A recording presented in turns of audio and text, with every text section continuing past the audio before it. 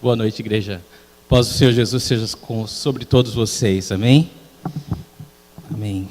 Abra sua Bíblia no Evangelho de Lucas, capítulo 2, essa noite. Obrigado a todos que oraram pela viagem a Campo Mourão, né? Passei uma semana com os alunos e foi muito especial. A gente falou sobre muita coisa importante sobre ministério e foi muito bom rever o nosso pessoal que está lá, né? Muito bem. Evangelho de Lucas, capítulo 2, nós vamos dar sequência ao nosso estudo do Evangelho de Lucas. O tema do nosso estudo é Jesus, o homem perfeito. O versículo-chave é Lucas 19:10. Pois o Filho do Homem veio buscar e salvar o que estava perdido. E há 3 semanas nós estudamos o nascimento do Senhor Jesus, né? Falamos sobre o nascimento do Salvador dos pecadores. E vimos um pouco sobre o mundo, como era o mundo em sua época. Essa noite nós vamos estudar dos versículos de 21 a 52, do capítulo 2 de Lucas.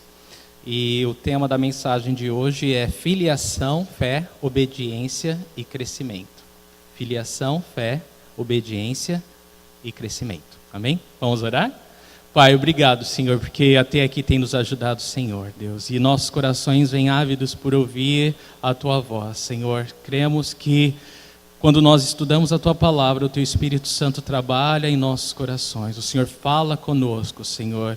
E nós te pedimos, ó Deus, a fé que nós precisamos para obedecer a Tua palavra, Senhor. Queremos fazer a Tua vontade para que a gente possa crescer, ó Deus. Crescer em todas as áreas da nossa vida, Senhor. Queremos florescer e frutificar para a honra e glória do Teu santo nome. Então, vem nos dar esse crescimento essa noite, ao nós nos abrimos para receber a Tua maravilhosa palavra, Senhor.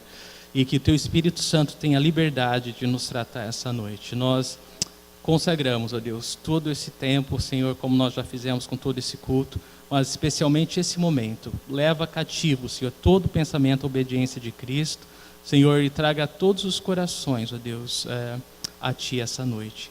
Nós oramos e Te agradecemos em nome de Jesus Cristo. Amém. Amém. Muito bem. Filiação, fé, obediência e crescimento. É o que nós vamos ver nesses versículos do 21 ao 52. Esses versículos falam, irmãos, dos primeiros anos de vida do Senhor Jesus. É claro que Lucas ele faz um resumo, né, da infância e da pré-adolescência do Senhor, da juventude do Senhor, mas nós cremos que a palavra de Deus nos dá as informações que nós precisamos para o nosso crescimento. Então, presta atenção no que a palavra de Deus tem a nos dizer hoje. Lucas 2:21 diz assim: completando-se os 8 dias para a circuncisão do menino, foi-lhe posto o nome de Jesus, o qual lhe tinha sido dado pelo anjo antes dele nascer. Observem comigo que o 8º dia para o judeu, né, ou toda criança do sexo masculino, ao 8º dia ela precisava ser circuncidada. E essa circuncisão era uma lei que eles observavam de acordo com a lei que Deus havia dado a Moisés no Antigo Testamento. Então, no 8º dia, havia esse corte no prepúcio da genitália masculina, e isso se chamava circuncisão. Isso era uma aliança, era um pacto, era um modo de Deus, o modo que Deus escolheu, né, para estabelecer um símbolo que lembrasse o povo dele da fidelidade dele, ou da soberania dele. Hoje, essa circuncisão, né, para nós cristãos, ela não é externa, né, no nosso corpo físico, mas é uma circuncisão feita pelo Espírito Santo de Deus no nosso coração. Então, esse símbolo mostrava exteriormente, né, para todos que quisessem saber que aquele povo era uma nação separada para Deus, separada por Deus para a glória de Deus. E hoje todos nós que cremos no Senhor Jesus, a nós foi dado o Espírito Santo para habitar dentro de nós.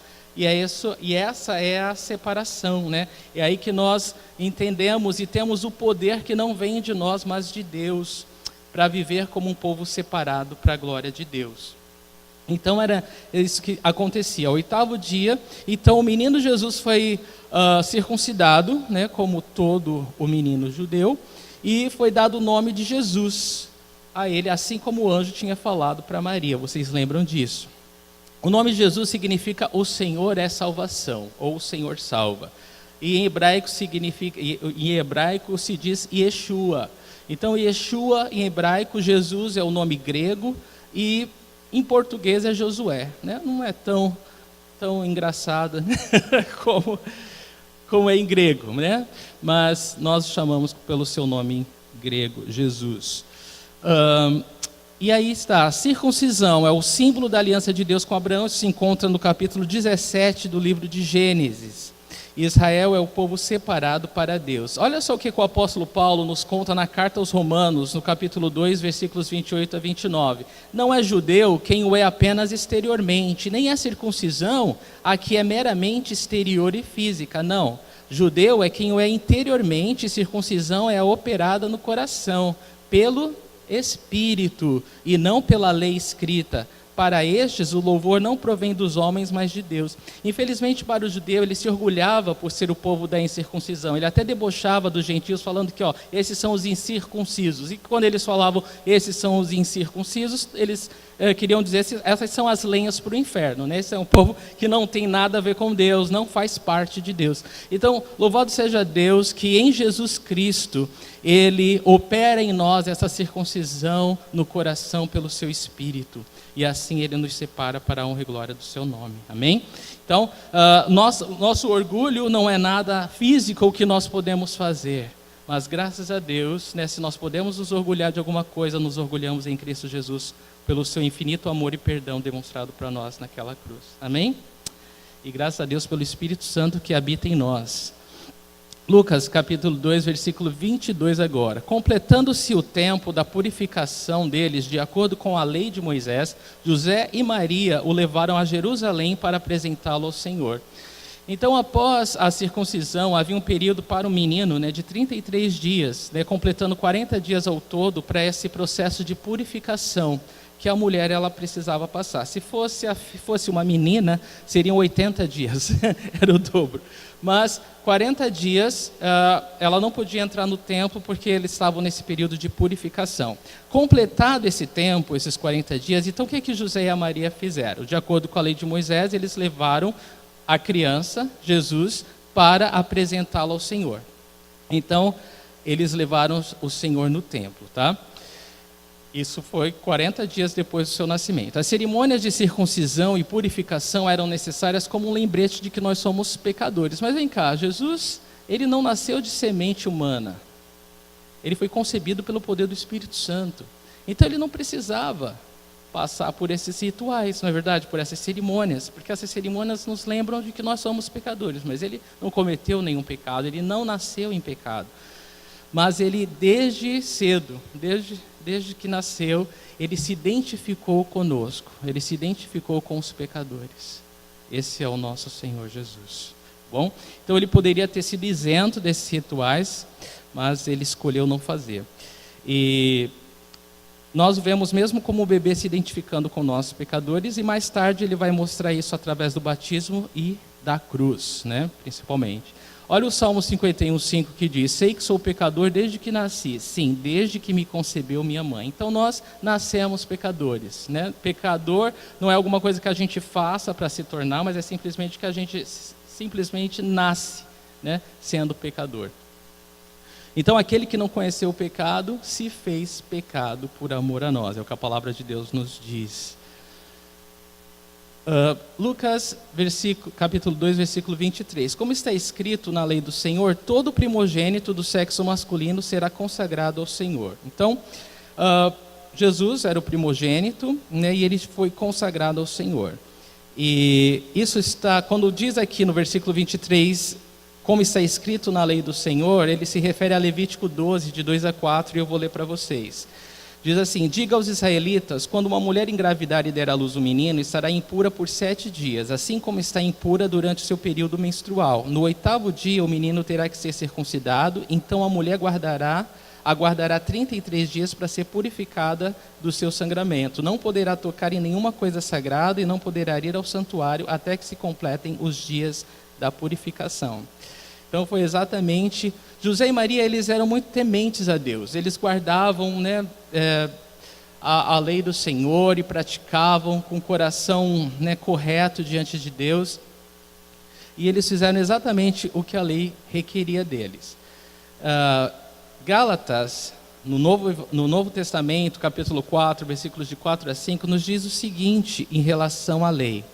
Mas quando chegou a plenitude do tempo, Deus enviou seu Filho, nascido de mulher, nascido debaixo da lei, a fim de redimir os que estavam sob a lei, para que recebêssemos a adoção de filhos.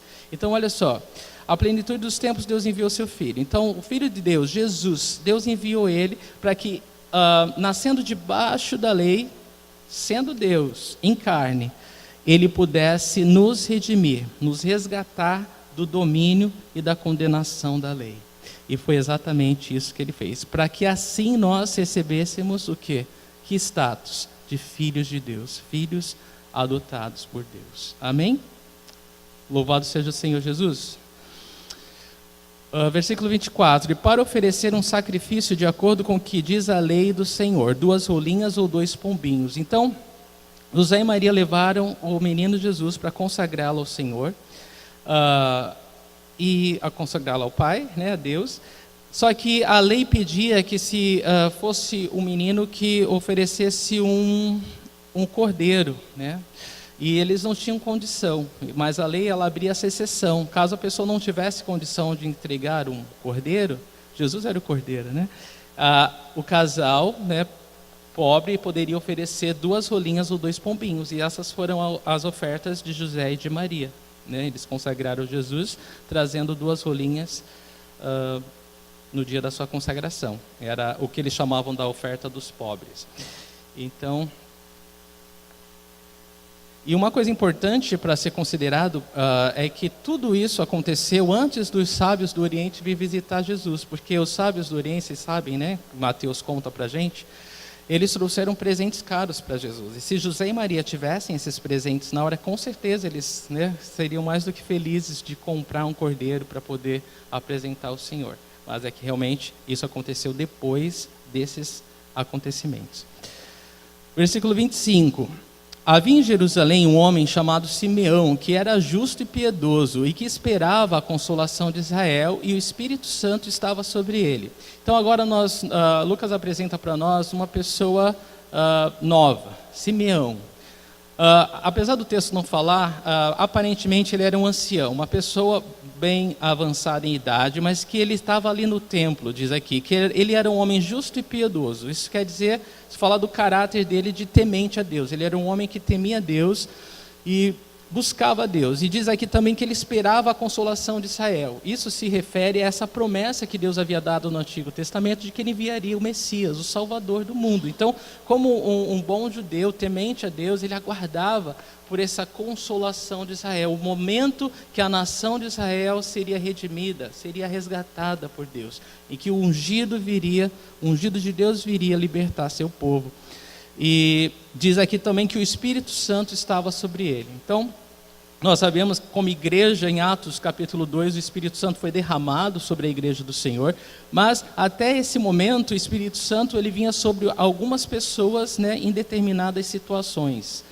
E era exatamente o que tinha acontecido aqui. O Espírito do Senhor estava sobre esse homem Simeão.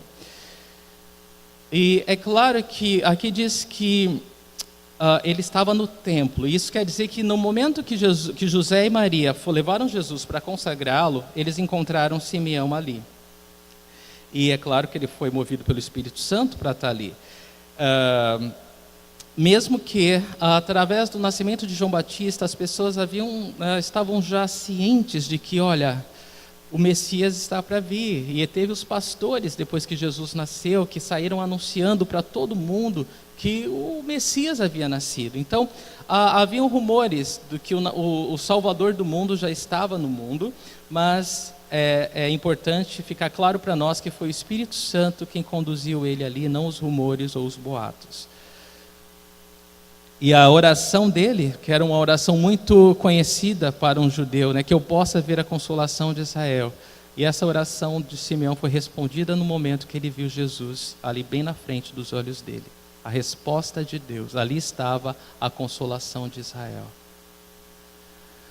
Versículo 26. Fora-lhe revelado pelo Espírito Santo que ele não morreria antes de ver o Cristo do Senhor. Então ele sabia, olha que lindo isso, gente. Simeão sabia, porque o Espírito Santo do Senhor já havia revelado que ele não morreria até que ele visse o Messias, até que ele visse o Salvador. É o Cristo, né? E aí ele estava vendo, então a promessa de Deus a ele estava sendo cumprida. E algo importante para a gente pensar nesse versículo 26 é quão importante é para nós, irmãos, ver Jesus antes de morrer, não é? Quão importante é para nós ver Jesus antes de morrer. Fundamental, né? É fundamental ver Jesus antes de morrer. Então, o que aconteceu com ele, nós sabemos o quão especial é. Lucas 2, 27 diz que movido pelo Espírito ele foi ao templo quando os pais trouxeram o menino Jesus para lhe fazerem o que requeria o costume da lei. Então, movido pelo Espírito, ele estava lá no momento que José e Maria levaram Jesus para ser consagrado no templo. E gravem isso, movido pelo Espírito. A palavra de Deus fala que nós devemos andar segundo o Espírito Santo de Deus. E aí eu pergunto, você sabe o que é isso? Ser movido pelo Espírito? É você ter um relacionamento com Deus tal que o seu coração é sensível à voz do Senhor. E você ora ao Senhor, né? E você, sabe, orar sem cessar, você tem uma comunhão íntima com o Senhor, que não é um relacionamento religioso. Você não ouve a Deus somente quando você vai à igreja. Você fala com Deus constantemente, diariamente, na sua casa, no seu trabalho, dirigindo, lavando louça. Você tem comunhão com Deus. E quando você tem comunhão com Deus, você está aberto à voz do Senhor. E quando você está aberto à voz do Senhor, é fácil de ser dirigido pelo Espírito Santo de Deus. Então, se desejamos experimentar o melhor de Deus, nós devemos pedir pelo poder e a direção do Espírito Santo em nossas vidas, quando? Diariamente, amém, diariamente, é isso aí. Se nós queremos experimentar o poder de Deus nas nossas vidas, nós precisamos pedir o poder e a direção de Deus diariamente. Lucas 2:28. Simeão o tomou nos braços e louvou a Deus dizendo. Então olha o que Simeão faz. Quando os olhos dele param em Jesus, naquela criança, que ele sabe que é a consolação de Israel, que é o Messias prometido por Deus, ele o toma em seus braços. E isso mexe com a gente, né? Ele o tomou. E eu penso no reino de Deus, eu penso na salvação de Deus. Eu lembro dos versículos da palavra de Deus que fala que o reino de Deus é tomado pela força. Ele tomou aquela criança. E eu lembro o que a palavra de Deus, o quanto a palavra de Deus nos foi dada por esse amor de Deus, para que nós pudéssemos recebê-la pela fé, para que nós pudéssemos receber o perdão dos nossos pecados. Quando as pessoas brincam, recebe Jesus, né? Ele que nos recebe, mas nós recebemos o perdão dele, nós recebemos o amor dele, e isso nos liberta, isso nos salva, isso nos torna filhos amados de Deus, e isso é poderoso demais, meu irmão. Então, Simeão, ele pegou Jesus nos seus braços, ele tomou aquela criança, como quem estava tomando posse da vida eterna. Irmão, Jesus Cristo é a vida eterna. Se você quer viver eternamente, você precisa crer nele. Você precisa receber o perdão dele. Você precisa ter ele habitando no seu coração. É isso que o torna filho de Deus. É isso que salva você. E Simeão, ele faz uma coisa que é própria de todos que recebem a salvação de Deus. Ele louva a Deus. Ele vai fazer um cântico de louvor a Deus. É impressionante para mim quanto as pessoas, na palavra de Deus, quando elas recebiam Jesus, elas se encontravam com Jesus, elas louvavam a Deus imediatamente. Porque isso é o natural, é o que deve acontecer quando a gente conhece Jesus. Nós nunca mais somos os mesmos. É impossível permanecer o mesmo depois que você conhece Jesus Cristo como Senhor e Salvador da sua vida. E esse cântico que ele faz é um cântico conhecido como Nunc Dimittis, que é a versão latina, né, da Vulgata para esse cântico, que tem as duas primeiras palavras, que é agora despede, porque Deus havia prometido para ele que ele não morreria antes de ver a salvação, o Salvador. Ele faz esse cântico, agora você pode me despedir, Pai, eu posso partir agora porque meus olhos já contemplaram a tua salvação. Então é um cântico. E a gente vai ler agora do versículo 29 ao 32, o cântico de Simeão. Diz assim: ó soberano, como prometeste, agora podes despedir em paz o teu servo, pois os meus olhos já viram a tua salvação, que preparaste à vista de todos os povos, luz para a revelação aos gentios e para a glória de Israel, teu povo. Então agora ele poderia partir, porque a promessa de Deus havia se cumprido sobre a sua vida. E é isso, ele estava pronto, agora sim ele estava pronto. E o cântico dele é um cântico de salvação. Você veja que ele fala luz para a revelação aos gentios e para a glória de Israel. Deus sempre intentou salvar o mundo todo através do Messias. Nunca foi a intenção de Deus limitar a salvação apenas a Israel. E se você faz nota, esse é o quinto cântico de Natal que Lucas apresenta. Primeiro, a gente viu Isabel louvando. Depois a gente viu o cântico de Maria, o cântico de Zacarias, o coral de anjos cantando quando Jesus nasceu, né, ali diante dos pastores. E agora o quinto e último cântico de Natal, que é o cântico de Simeão. E a imagem que ele passa nesse cântico é como se Deus tivesse falado assim: Simeão, eu quero que você monte vigília essa noite. E ele ficou de vigília, né, de vigia durante toda a noite, e esperando o nascer do sol. E agora o dia tinha chegado, né? O dia havia amanhecido, os olhos dele podiam contemplar o sol, né? O sol da justiça. Jesus Cristo, o Salvador, estava ali diante dos olhos dele, e agora ele podia descansar da sua vigília. Então é essa a imagem que o seu cântico passa para nós. Veja como sempre foi a intenção de Deus salvar o mundo através do Messias. Isaías, profeta Isaías, no capítulo 49, versículo 6, ele diz o seguinte: para você é coisa pequena demais ser meu servo para restaurar as tribos de Jacó e trazer de volta aqueles de Israel que eu guardei. Também farei de você uma luz para os gentios, para que você leve a minha salvação até os confins da terra. Então, sempre foi o coração de Deus que o mundo todo fosse salvo, não só os judeus, mas todos os gentios, todos que não são judeus, sejam salvos. Versículo 33, o pai e a mãe do menino estavam admirados com o que fora dito a respeito dele. É claro que José e Maria, eles ficavam admirados, porque tudo para eles era muito novo, né?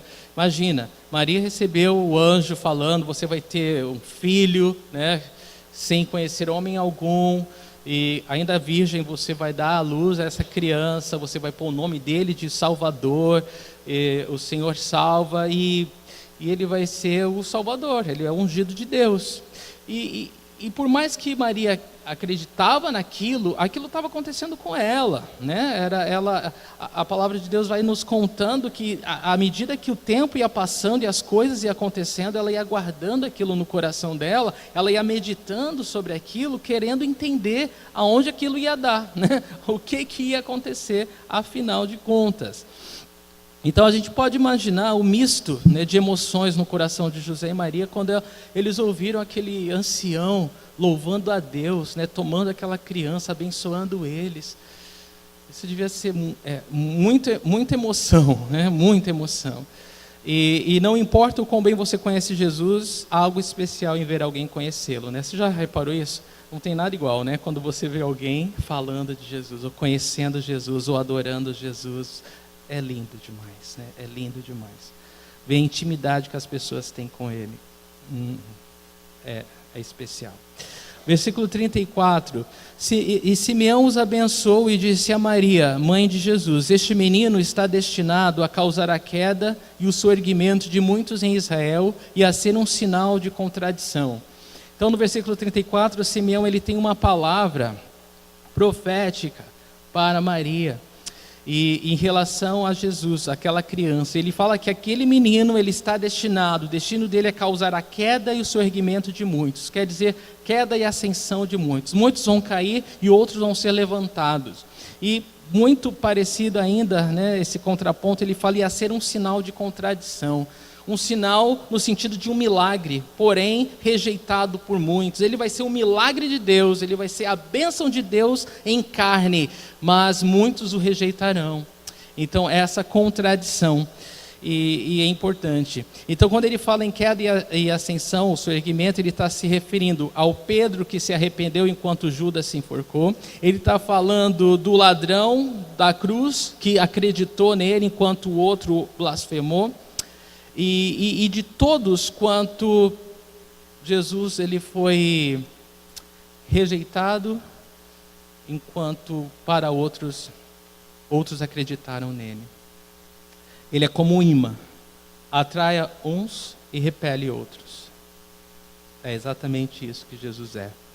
E um sinal de contradição, esse milagre que muitos vão rejeitar, é como uma pedra. Jesus ele é tanto a pedra de salvação, que a palavra de Deus nos fala, como a pedra de tropeço para outros. Então, é melhor cair sobre essa pedra e ser quebrado e curado por ela, do que ter essa pedra caindo sobre nós e sermos despedaçados, não é verdade? Então, esse é Jesus. Ele estava falando sobre quem vai ser Jesus, né? Ele vai dividir. Jesus, no Evangelho de Lucas nos fala que Jesus falou: olha, eu vim atear fogo na terra, e esse fogo já está rolando, né? Já começou a pegar fogo, e a gente sabe disso. Versículo 35, de modo que o pensamento de muitos corações será revelado. Então, até hoje, né, aquilo que nós falamos de Jesus, quem é Jesus para nós, é o que define de que lado da moeda a gente está. Quem é Jesus para você? A tua resposta define se Jesus é para você uma pedra de salvação ou uma pedra de tropeço. Quem é Jesus para você? Ele fez essa pergunta uma vez para os seus discípulos: quem é Jesus para você? Quem eu sou para você? O que as pessoas dizem que eu sou? Não é? Quem é Jesus para você? Isso define de que lado você está, porque em Jesus não existe área cinza, não existe estar em cima do muro, ou é ou não é, ou crê ou não crê, ou serve ou não serve. Não existe estar no meio com Jesus. Louvado seja o Senhor. E ele fala ainda para Maria: quanto a você, uma espada atravessará a sua alma. É claro que ser mãe do Messias era um chamado difícil. Chamado muito difícil. Era importante que Maria soubesse que ser mãe do Salvador do mundo não seria nenhum mar de rosas, né? Mas pelo contrário, seria um privilégio e também um grande fardo. Possivelmente nenhum outro ser humano agonizou tanto com a rejeição e o sofrimento de Jesus quanto a sua mãe. Contudo, sem minimizar a devoção de Maria, né, a dor pessoal que ela tinha por ele, nós não podemos considerar de forma alguma que o sofrimento de Maria, né, por Jesus é parte da obra redentora do Senhor. Não é parte da obra redentora de Jesus, porque só Jesus poderia salvar o mundo dos seus pecados. Amém. 1 Timóteo 2, 5 e 6 diz: pois há um só Deus e um só mediador entre Deus e os homens, o homem Cristo Jesus, o qual se entregou a si mesmo como resgate por todos. Ele se entregou para resgatar todos. Esse foi o testemunho dado em seu próprio tempo. Versículo 36. Agora Lucas nos apresenta uma outra anciã, uma outra pessoa que também estava ali no templo, estava ali a profetisa Ana, filha de Fanuel, da tribo de Azer. Era muito idosa e tinha vivido com seu marido 7 anos depois de se casar. Então, Ana, muito idosa, estava no templo, veio da tribo de Azer, se mudou para o templo e ficou ali. Ela só esteve casada com seu marido durante quanto tempo? 7 anos apenas. E ela estava ali no templo. Versículo 37. Então permanecera viúva até a idade de 84 anos. Olha só. Nunca deixava o templo. Adorava a Deus, jejuando e orando dia e noite. Então essa era a forma dela adorar o Senhor, através de suas orações e do seu jejum. E ela buscava Deus e tinha um coração sensível à voz de Deus, e por isso Deus a usava com o dom de profecia. E algumas coisas importantes para a gente considerar em relação a Ana, né? Ela esperava pelo aparecimento do Messias também. E você veja, gente, como Deus é fiel. Essas pessoas de idade, né, aguardavam com tanta fé e tanta sinceridade a resposta de Deus para aquela nação. Eles levavam tão a sério, não é, as promessas de Deus, que Deus, de uma maneira muito especial, Ele nos faz saber que Ele não os decepcionou, né? Que valeu a pena essas pessoas, porque são pessoas, por que elas estão aqui, sabe? São muito especiais, porque elas esperaram no Senhor e alcançaram o que esperavam no Senhor. E isso para nós é um encorajamento, isso para nós é muito lindo ver o quanto Deus se importa quando nós cremos. Não há nada, meu irmão, que agrade mais a Deus do que a fé, sabe? Tanto Simeão como Ana são exemplos para nós de que, olha, como vale a pena esperar no Senhor.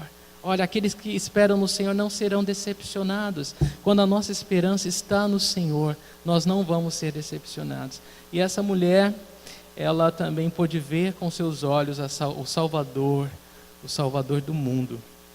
Alguma coisa também importante, que ela era uma viúva, ela passou tanto tempo viúva, ela ficou mais tempo viúva do que casada, e ela ainda assim não era amargurada, né? Ela não era amargurada, ela pelo contrário, ela adorava o Senhor, ela orava, era uma mulher de oração, uma mulher de jejum, ela amava o Senhor, e ela também, apesar da idade, ela tinha esperança. Isso não fala muito aos nossos corações? Apesar da idade, ela tinha esperança, né? Nossa, isso é demais. O nome Ana significa misericordiosa ou cheia de graça também.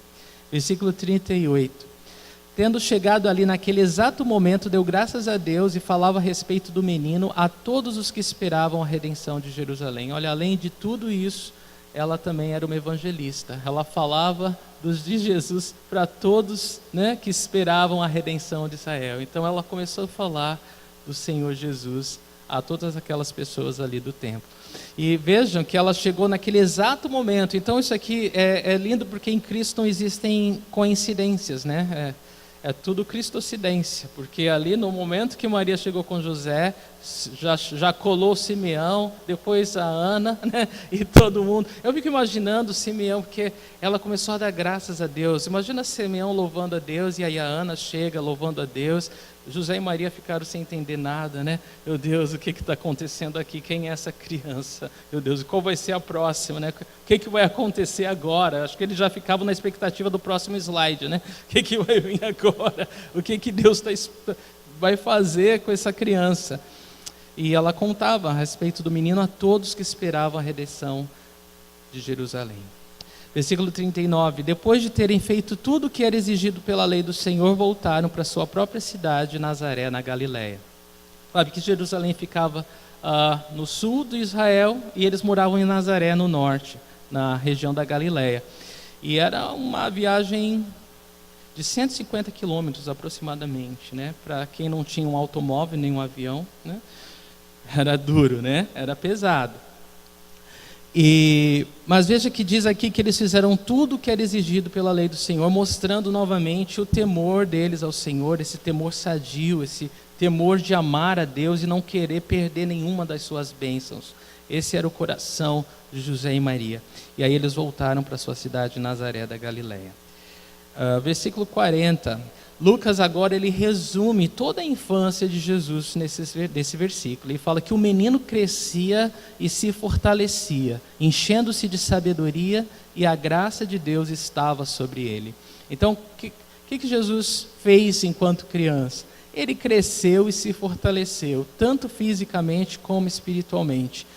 Ele não era com 5 anos de idade onisciente, né, de todas as coisas, mas para uma criança de 5 anos, ele tinha um entendimento perfeito e adequado para uma criança de 5 anos. E assim, a cada fase da sua vida, ele estava ali excelente, crescendo em sabedoria e crescendo na graça de Deus. Isso é muito importante. Há muitas pessoas que se perguntam o que Jesus fez durante a infância. Há muitos evangelhos da infância, né, que não são bíblicos, tá? Desculpa falar, mas aquele negócio de Jesus fazer, né, uma pomba da terra e curar as pessoas com uma gota d'água, quando ele era criança, né? Então, todas essas coisas, se vocês nunca ouviram, também não faz diferença nenhuma, mas são os evangelhos da infância que chamam, mas que não são bíblicos, tá? São coisas assim que as pessoas inventam por curiosidade, né? E fala que Jesus batia a palma e já acontecia, um passarinho era criado, alguma coisa assim. Mas eram muitas coisas assim. A palavra de Deus não fala nada disso, pelo contrário, a palavra fala que ele era uma criança. Ele era uma criança, tá bom? O primeiro milagre dele foi só depois que ele começou seu ministério mesmo. Em nenhum momento, Jesus, ele usou dos atributos divinos para benefício próprio ou para fazer, né, alguma tolice assim. Então ele era só uma criança. É interessante que através dessa passagem você vai descobrir que, como Lucas ele tem esse cuidado de passar para nós, que Jesus também foi se descobrindo, né? Ele foi entendendo aos poucos quem ele era e o chamado que ele tinha, que ele era filho de Deus e que ele havia nascido para a cruz, para pagar o preço dos pecadores. Isso não era alguma coisa que ele já sabia de imediato, foi alguma coisa que ele cresceu em entendimento. É tremendo isso.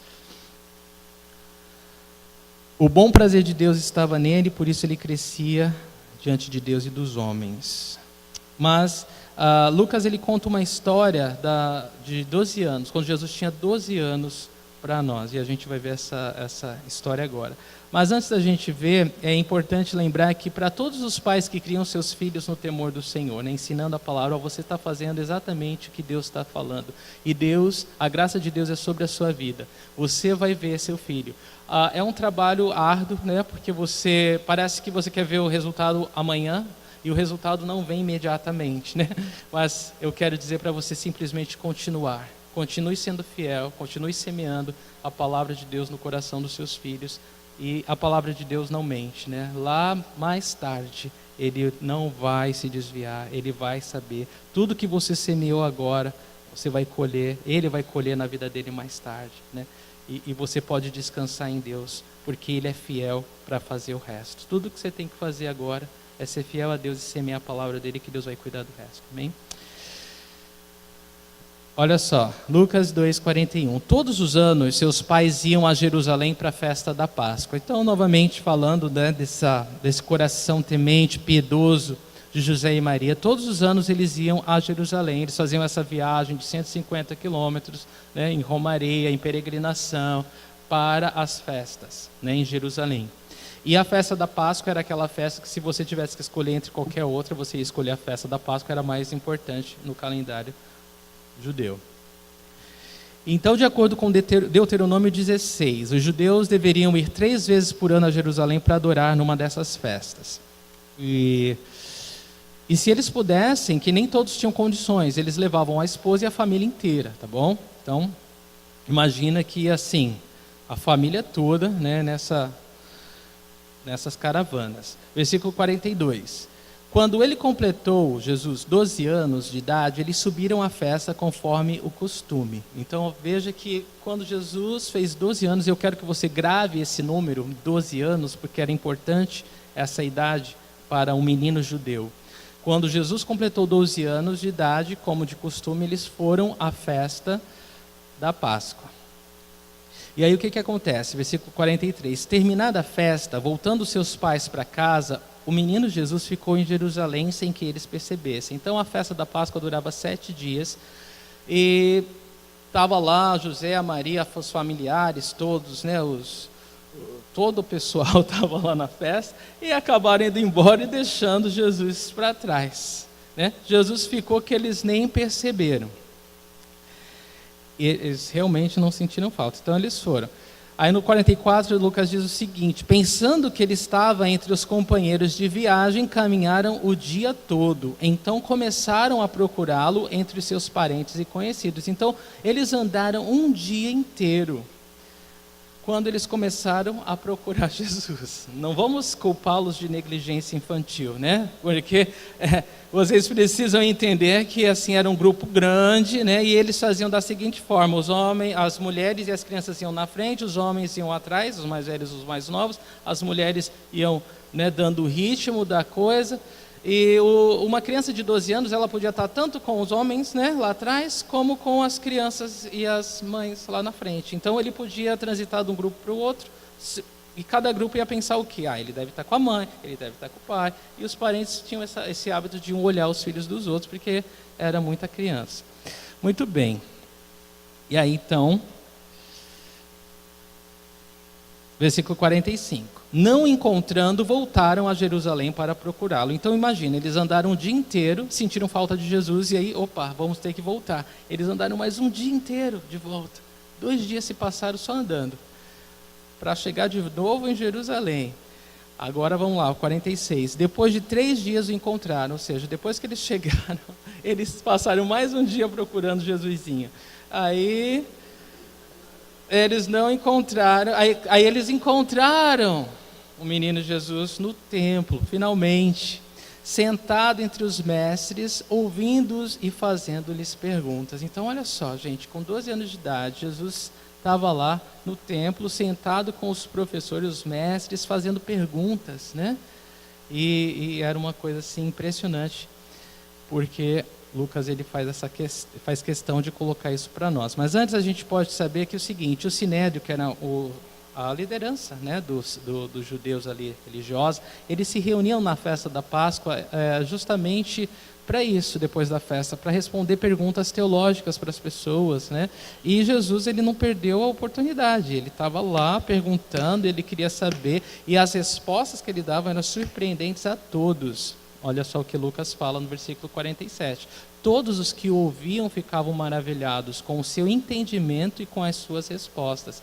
Então, o menino Jesus estava dando baile lá nos mestres, e eles estavam todos admirados, eles estavam impressionados com o entendimento daquela criança e com as respostas que ele era capaz de dar a elas.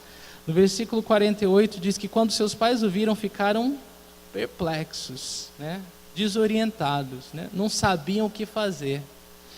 Sua mãe lhe disse: filho, por que você nos fez isto? Seu pai e eu estávamos aflitos à sua procura. Imagino que deviam estar mesmo, né? Porque afinal de contas a consciência dela pesava que ela perdeu o Messias, o Salvador do mundo. Coitada Ana Maria.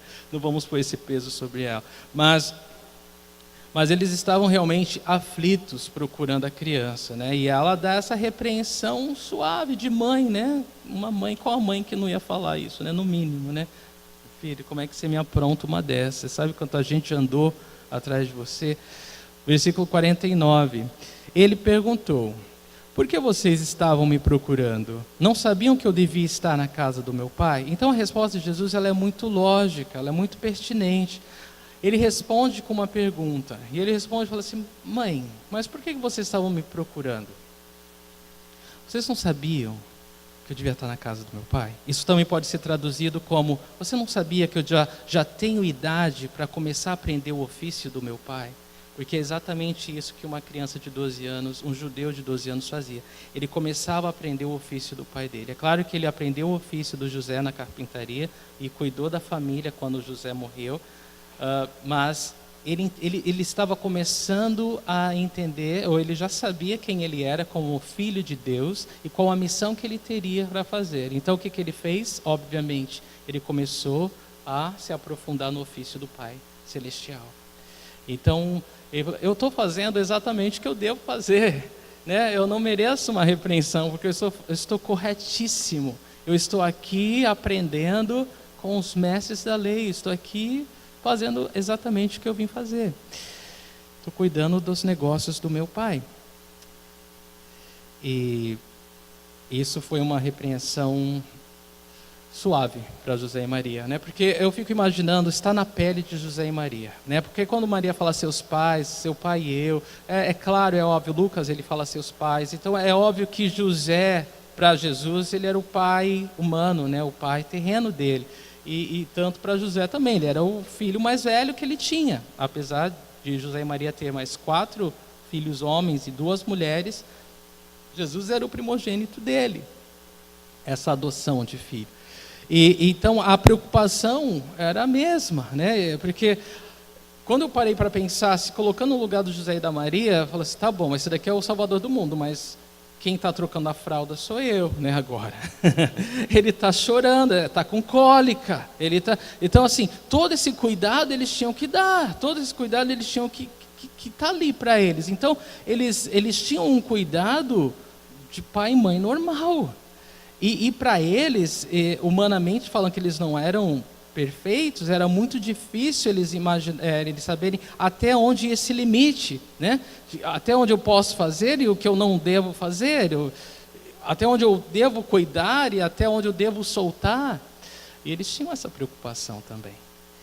E eles estavam ali aprendendo com Jesus que talvez agora fosse a hora deles, José e Maria, entender. Agora esse menino já sabe quem é e sabe o que vai fazer, né? Então, para eles foi muito rico isso, foi um aprendizado e tanto.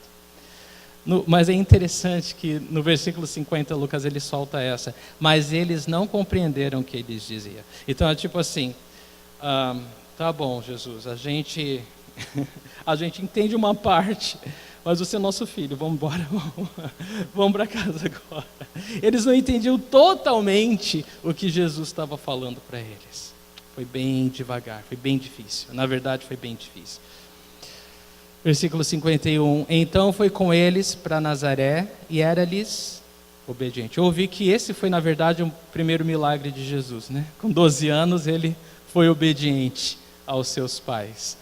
E espero que todos os pré-adolescentes e adolescentes sejam obedientes que nem Jesus, né?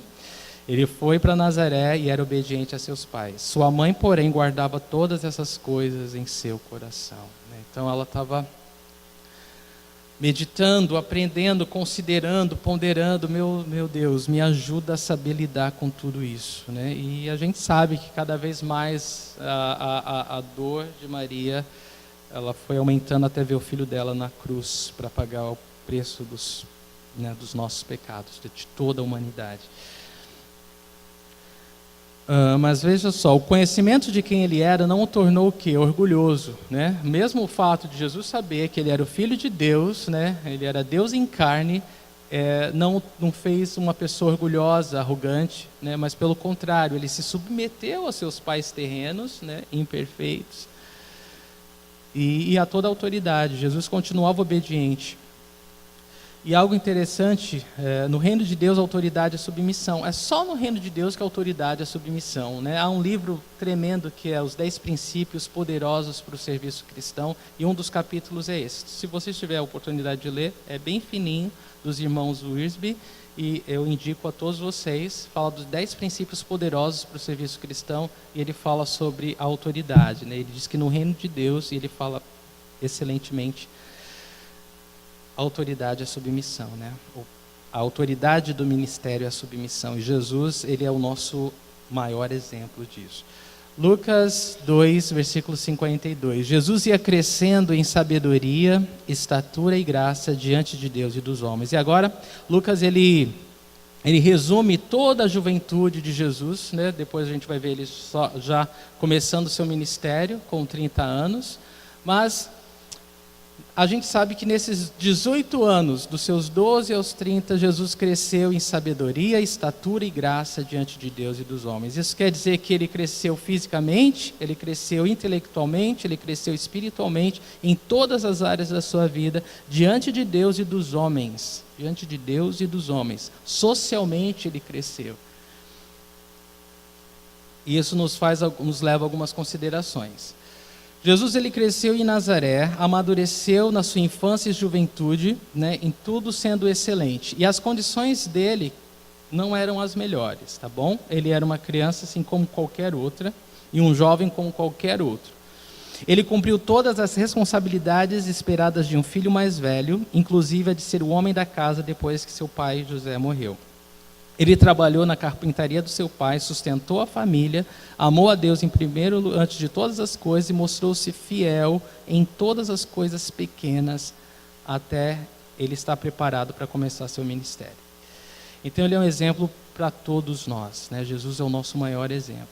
E se você quiser considerar que a família que ele cresceu era uma família grande, numa cidade desprezada, com pais pobres, líderes religiosos corruptos, governantes opressores, numa sociedade de caos e medo.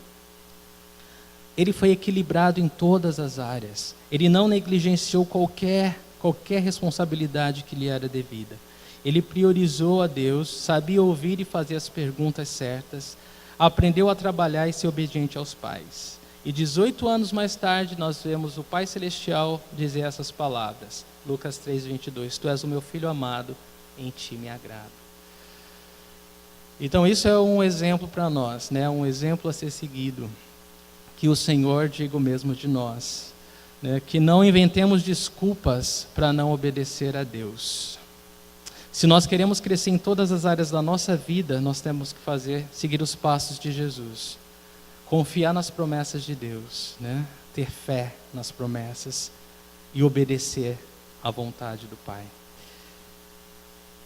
E a vontade de Deus é essa, que você ame o seu próximo como a si mesmo e faça ao outro aquilo que você espera que ele faça a você.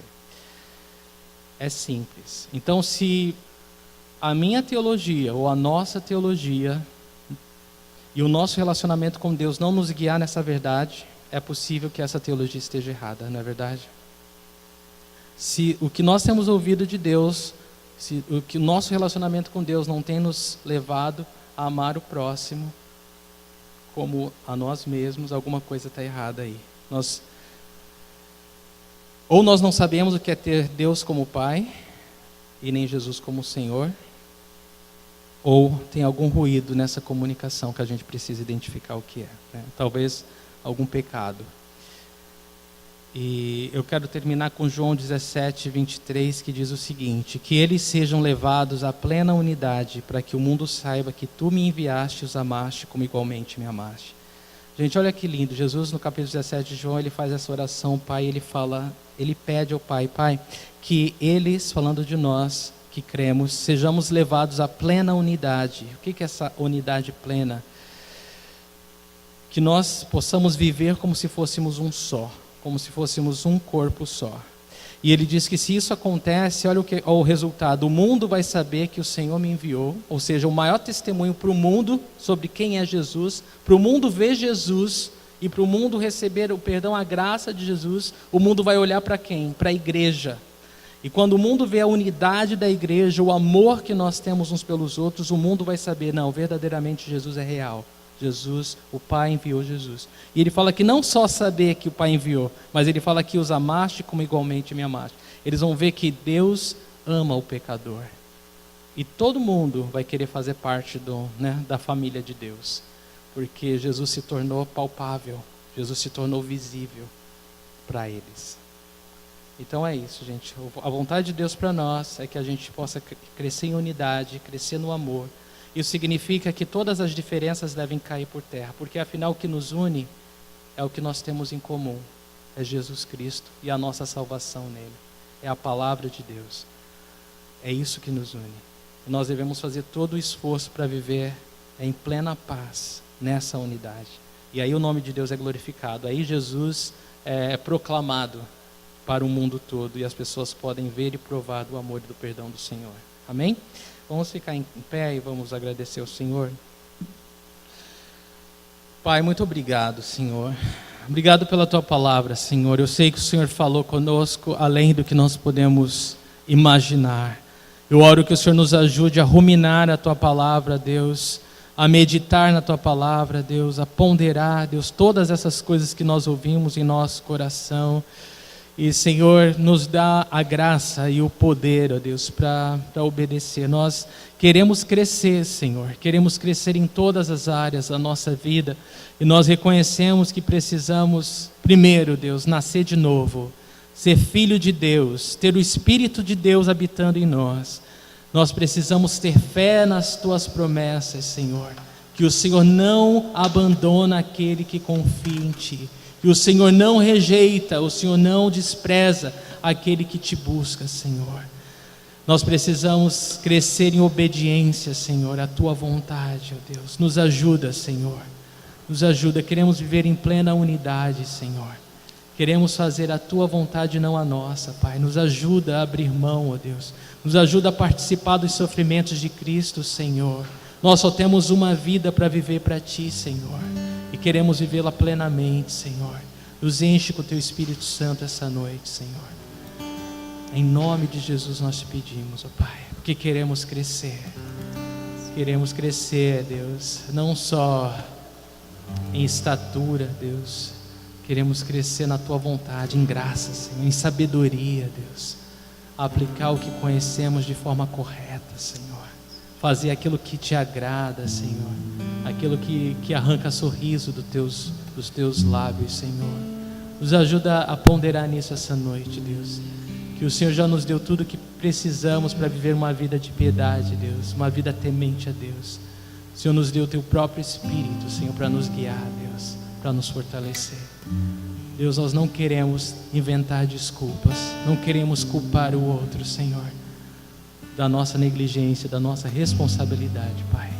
Então nos ajuda, nos disciplina, porque o Senhor disciplina todo filho legítimo, filho que ama, Senhor, e nos traz para perto do Teu coração essa noite. Eu oro e Te agradeço, em nome de Jesus Cristo, amém. Amém. Queridos, você vai receber a ceia do Senhor. Eu peço que você segure para que todos tomemos juntos.